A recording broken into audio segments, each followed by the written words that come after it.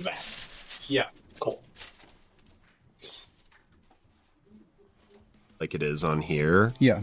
It might just get a little fuzzy over time, or we could do it in like a light gray or a black if you want it to really kind of like hold up. PG. That'd but be like, rad. but no top on the lightning bolt because Yeah. it's like the brake, you know, because he's always in the brake. Yeah. He's I'm very. one of my favorite riders for sure. Absolutely, my hands down favorite rider of all times for sure. Isn't that fun?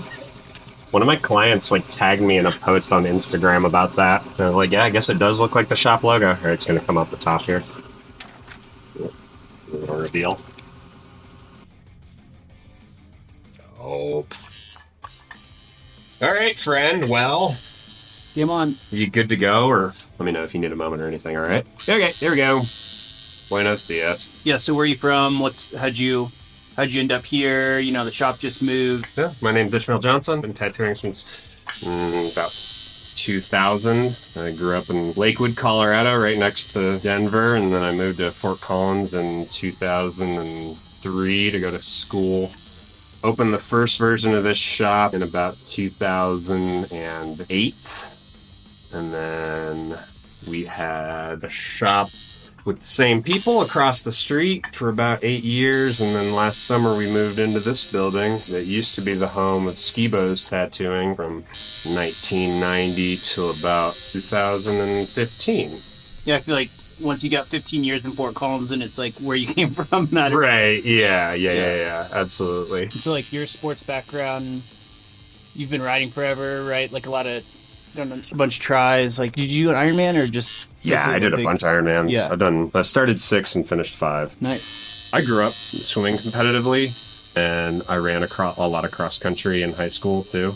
My mom was a competitive swimmer, and my dad ran marathons, so Nice. I was lucky enough to get into it that way. I really got into the bicycling through the sort of like, MASH SF, like late 90s, early 2000s fixed gear scene, Yeah. That stuff was always like, like really pried my eyes open, and like it was just so much more exciting than probably any other sports I'd ever been involved in. Yeah. So When you like witness that stuff, you can see how deep cycling is between like people Right. doing that, even racing or alley Right. cats, and then cross to road, gravel. Right. There's so many different types of cycling. It's crazy. And I think that's really where it went for me is like, originally like the fixed gear, like just like, anarchist, alley cat lunacy, and then a sort of mountain biking and cross. And I was just like always too much of a coward to really get into that stuff fully, but I like, got my eye, and then sort of like road riding, and as a participant then the gravel and the tri stuff just sort of appealed to my, I don't know, sort of inherent skill set. Yeah. However meager that might be. And I guess living in northern Colorado, you have so many opportunities for like each and all that I feel like, every time I get turned on to something new, it would always have like an analog locally, right? Like there's a cross community, there's a mountain biking community, there's a road biking community. Of course, like in the last 10 years, there's this massive gravel community, like, being as proximate to Boulder as we are, there's huge triathlon community. It's kind of like, it's a real buffet. Yeah.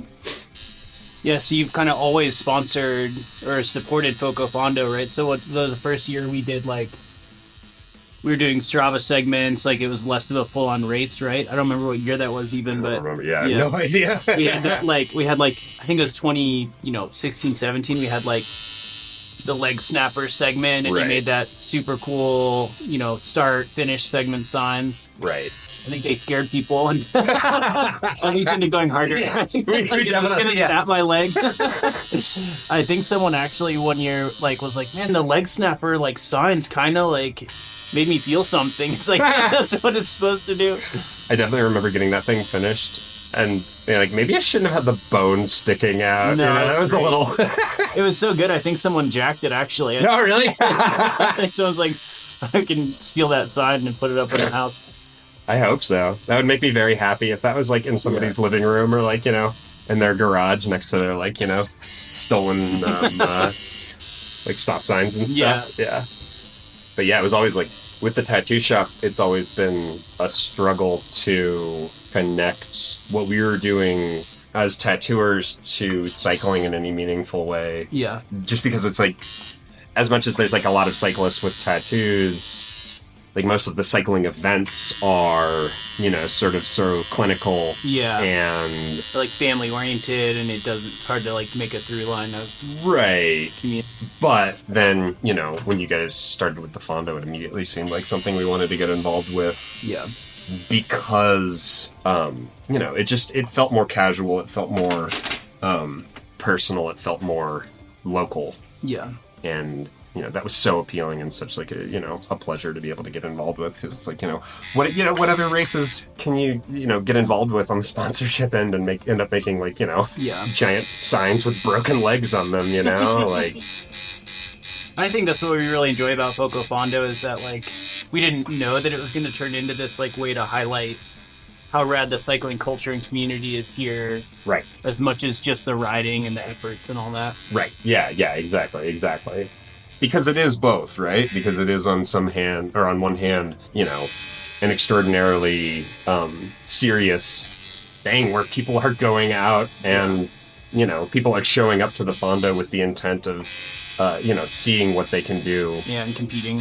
And, you know, seeing how hard they can go. But at the same time, like, I can compare it at least to the triathlon community where it's like it doesn't have that sort of, like, sense of nobody having any fun, you know? Yeah. Like, it's definitely still a, like, primarily fun-based exercise. Yeah. And I think it can be both, and I think it's, like, you know, one of the real strengths of Fort Collins that it does have a diverse enough and interested enough and invested enough bicycle community full of people that, like, do have their eyes open and understand that, like, you know, there's lots of different bicyclings out there. Yeah. Hey, hanging in there, Pia. Doing great. Yeah. You know, some people say Ish has a heavy hand or blah, blah, blah, but, like, either all day.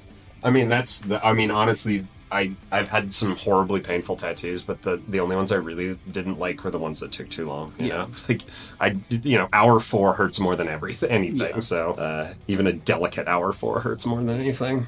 All right. Sick. I put a little ointment on you. You can try that on the old mirror, and boy, oh boy.